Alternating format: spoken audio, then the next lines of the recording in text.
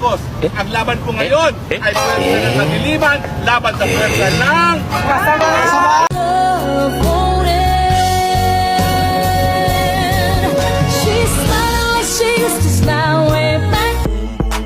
She may not like. She may not like. She may not like. Nagbibigay na ito ng smile sa ating lahat. Sex or chocolates? Sex!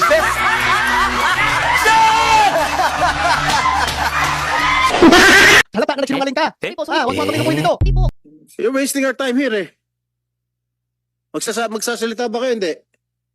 Kundi, alis na ako rito. Bakit mo ako kino-crucify? Kino-crucify? Mas gugustuhin ko pa na magpa-crucify kaysa harap-harapan mo akong stupefy. So don't be mad, so don't be sad. Lahat ng kabulutan mo ilalahad.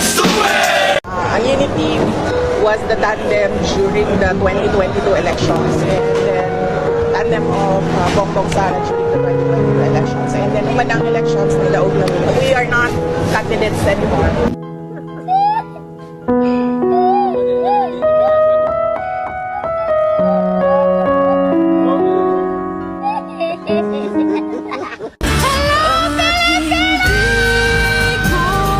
Official kong ini-endorse ang susunod na Pangulo ng Republika ng Pilipinas, Leni Robredo!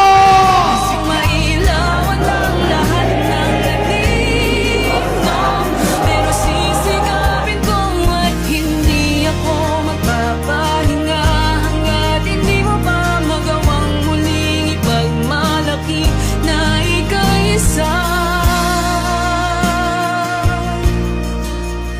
Pilipino.